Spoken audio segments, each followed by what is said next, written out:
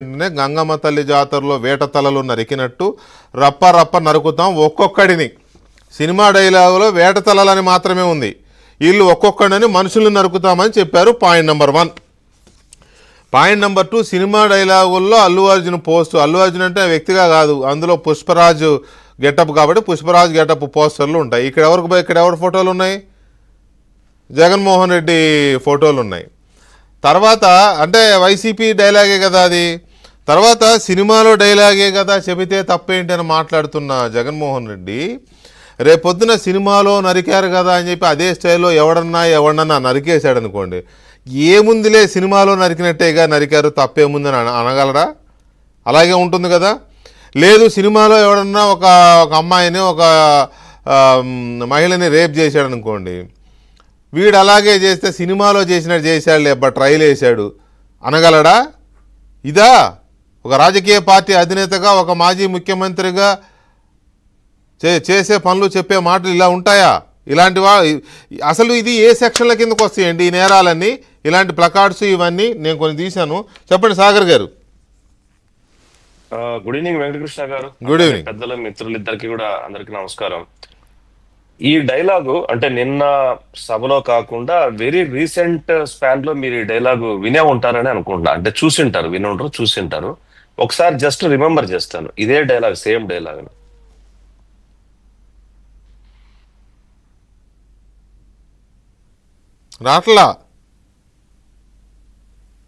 రావడం లేదు. ఇది ఈయన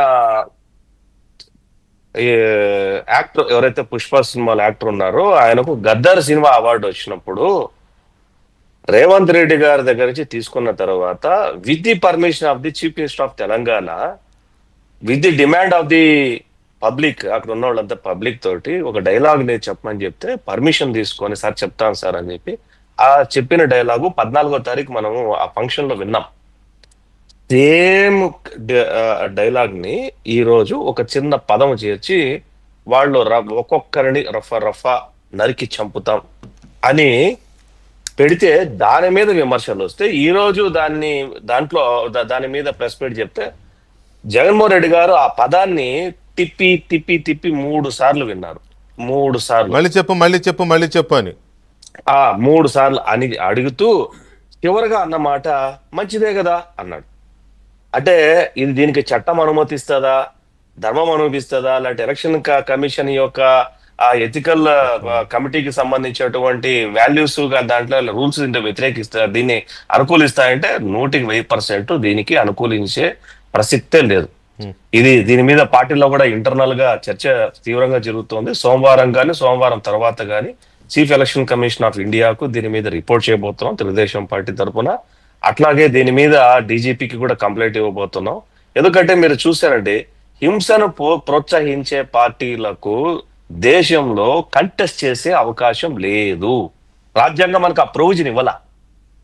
ఈ పార్టీ రాష్ట్రంలో హింసను ప్రోత్సహిస్తోంది. ఈ పార్టీ చంపమంటోంది, నరకమంటోంది, కాల్చి పడేయమంటోంది. మీరు చూసుంటారు 2014-19లో నంద్యాల బై ఎలక్షన్స్ లో కాల్చి పడేయండి, బంగాళాఖాతంలో కలిపేయండి, చెప్పేయండి అని చెప్పేసి చంద్రబాబు నాయుడు గారు అన్నారు. మరి ఈ రోజు మాట ఏం మాట్లాడుతున్నారంటే నరికి చంపుతాం అంటే కూడా ఒక పార్టీ అధ్యక్షుడుగా తను దాన్ని కండెమ్ చేయకుండా దాన్ని ఎంకరేజ్ చేస్తూ అదే పదే సైకలాజికల్ గా మాటను వింటూ లోపల ఆనందపడుతూ అది తప్పు కాదన్నట్టు ప్రెస్ కు బ్రీఫ్ చేయటం అంటేనే దాని హింసను ప్రేరేపించే యొక్క పార్టీగా దాన్ని గుర్తించి ఎలక్షన్ లో దాని యొక్క గుర్తింపును, అభ్యర్థిత్వాన్ని రద్దు చేయడానికి ఉన్న అవకాశాలను పరిశీలన జరుగుతోంది.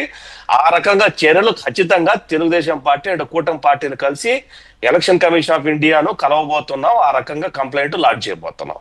ఇది లీగల్ గా మీరు అడిగినటువంటి ప్రశ్నకు నా జవాబు. రెండవది, మనము ప్రపంచంలో ఏ దేశంలో అయినా సరే 2 రకాల పాలిటిక్స్ ఉంటాయి వెంకటకృష్ణ గారు. ఒకటి ప్రోగ్రెసివ్ అండ్ పాజిటివ్ పాలిటిక్స్, రెండవది డిస్ట్రక్షన్ పాలిటిక్స్. 2 ప్రపంచంలో ప్యారల్ గా నడుస్తూ ఉంటాయి. కానీ majority times progressive and positive politics మాత్రమే విజయం సాధిస్తూ ఉంటాయి. సమ్ టైమ్స్ మనం ఎక్కడో కిమ్ లాంటి వాళ్ళనో లేకపోతే జింగ్పిన్ లాంటి వాళ్ళనో ఇలాంటి వాళ్ళని మనం పక్కన ఉన్న పాకిస్తాన్ లాంటి వాళ్ళనో ఇలాంటి వాళ్ళని మనం చూస్తూ ఉంటాం. దాన్ని ప్రపంచం హర్షించదు. ఆ రకమైన పాలిటిక్స్ ప్రపంచం తీసుకోదు. అట్లాగే గతంలో అమెరికాలో పనిచేసినటువంటి బైడెన్ లో ఉన్నటువంటి అరాచక శక్తులు కొన్ని లేచాయి. వీళ్ళంతా ఏంటంటే వీళ్ళకు కొన్ని శబ్దాలు మీరు చెప్తుంటే నా నవ్వు వచ్చింది. మీరు ఈ మధ్య ఇప్పుడు మాట్లాడే దాంట్లో ఇళరాజ సంగీతం అన్నారు. ఇళరాజ సంగీతం వినడము ప్రశాంతంగా మనసు ప్రశాంతంగా నిద్రపోవడానికి వింటారు సార్. అలాంటి మంచి మంచి మహానుభావుల పేర్లు తీసుకొని వచ్చి మీరు రాక్షసులకు అంటగడితే ఎట్లాగా? వీళ్ళు రాత్రిపూట శ్మశానంలో చేతబడి కార్యక్రమాలు చేసి అవి ఉంటారు కదా కేరళ మంత్రాలు చదివి మనిషిని డిస్ట్రక్షన్ పాలిటిక్స్ తో అంతం చేయడానికి కావలసినటువంటి కఠోర శబ్దాలతో కూడుకున్నటువంటి పదజాలాన్ని ఉపయోగించి ఎదుటి వ్యక్తిని నాశనం చేయడానికి పూనుకున్నటువంటి వ్యక్తులు వీళ్ళంతా. మీరు వాళ్లకు శాశ్వతంగా ఉన్నటువంటి సంగీతంతోనో లేకపోతే సంస్కృతంతోనో వాటిని పోల్చలేం. వీళ్ళంతా కూడా అర్ధరాత్రిలో చేతబడి కార్యక్రమాలు చేసేటువంటి నాయకులు కొంతమంది, వ్యక్తులు కొంతమంది, శక్తులు కొంతమంది ఈ రకమైనటువంటి రఫ చంపేస్తాం. మీరు ఇందాక ఒక మాట అన్నారు, గొంతు కోస్తూ ఉంటే రక్తం వస్తూ ఉంటుంది ఆ సౌండ్. నేను కూడా చూసా ఎక్కడో దండుపాళ్యం సినిమా. ఆ సౌండ్ చాలా బాగుంటది. నేను అనేది అదే సాగర్, రేపు ఎవడన్నా అట్లా చేస్తే ఏముందబ్బా అదే ఆ సినిమాలో చేసిందే కదా చేశాడు అని కూడా అంటారేమో అంటున్నా జగన్మోహన్ రెడ్డి గారు. ఆ రకమైన మెంటాలిటీ ఉన్న వాళ్ళందరినీ ఈయన ఒక చోటుకు చేరుస్తున్నాడు. వీళ్ళందరినీ మీరు రండి, డిస్ట్రక్షన్ పాలిటిక్స్ ఎట్లా చేద్దాం ఈ రాష్ట్రంలో, శాంతి లేకుండా చేయటం, ప్రశాంతత లేకుండా చేయటం, లా అండ్ ఆర్డర్ లేకుండా చేయటం, సమాజంలో ఉన్నటువంటి ఏ వర్గానికి కూడా వాళ్ళ సెక్యూరిటీ లేకుండా చేయటం, అభివృద్ధి లేకుండా చేయటం. కేవలం ఈ మధ్యలోనే ఒక సినిమాలో కూడా దండుపాలెం లాగా ఎదుటోళ్ళు నవ్వుతూ ఏడుస్తూ ఉంటే వీడు ఆ నవ్వుతూ అట్లా వాళ్ళకు కళలో ఆనందం చూస్తుంటారు, వాళ్ళు ఏడుస్తుంటే వీడికి ఆనందం వస్తుంటది అనమాట. ఆ రకమైనటువంటి ఆల్రెడీ ఉంది కదా, అది మృతదేహాల దగ్గరికి వెళ్ళి శవాల దగ్గరికి వెళ్ళి నవ్వడం ఆల్రెడీ ఉందిగా. ఆ రకమైనటువంటి బిహేవియర్స్ ఉన్నవాళ్ళను ఈ రాష్ట్ర ప్రజలు ఈ రోజు మీ చర్చ జరిగింది అయితే నిన్న పోస్టర్ చూశారు ఆయన సభలో, అట్లాగే ఈ రోజు ఆయన మాట్లాడిన మాటలు రాష్ట్ర ప్రజలు విన్నారు. రాష్ట్ర ప్రజలు ఆయన వ్యక్తిత్వం మీద నిర్ణయించుకోవాలి. ఈ 40% ఏదైతే మాట్లాడి వాళ్ళు గొప్పలు చెప్పుకుంటున్నారో ఆ ఓటు వేసినటువంటి 40% ఎవరైతే ఉన్నారో వాళ్ళు ఈ రకమైన భావజాలాన్ని అంగీకరిస్తారా? ఈ రకమైనటువంటి పదజాలాన్ని ఈ డెమోక్రాటిక్ ప్రజాస్వామ్యంలో అంగీకరిస్తారా? అంగీకరిస్తే మనం ఏ రకంగా ఈ సమాజాన్ని తీసుకోగలుగుతాం, ఏ రకంగా పాలిటిక్స్ చేయాల్సి ఉంటది? మనం చూసాం మావోయిస్టు పార్టీలు కానివ్వండి, కొన్ని పార్టీలు కానివ్వండి, వాళ్ళు ఎలక్షన్ లో పార్టిసిపేట్ చేయడానికి వీలేదు, ఎందుకంటే హింసను ప్రేరేపిస్తారనేది వాళ్ళ మీద ఉన్నటువంటి అభియోగం. అట్లాగే ఈ పార్టీ కూడా అదే పని చేస్తుంది కదా, హింసను ప్రేరేపించే పని చేస్తుంది కదా. కాబట్టే ఎలక్షన్ కమిషన్ దగ్గరికి వెళ్తాం, చట్టం ముందుకు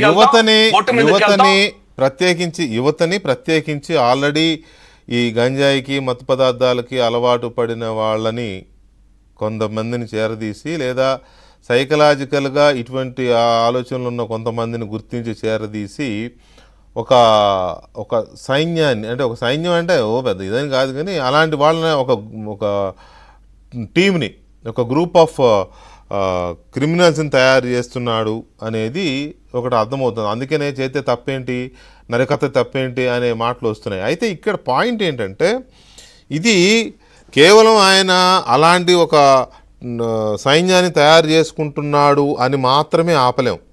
ఇంకా కొన్ని కీలకమైన కారణాలు ఉన్నట్టుగా స్పష్టంగా కనపడుతుంది మనకి. జగన్మోహన్ రెడ్డి ఈ రకమైన స్టాండ్ తీసుకోవడానికి, ఈ రకమైన పనులు చేయడానికి, ఏనాడో సంవత్సరం క్రితం చనిపోయిన వ్యక్తి దగ్గరికి ఇప్పుడే పనిగట్టు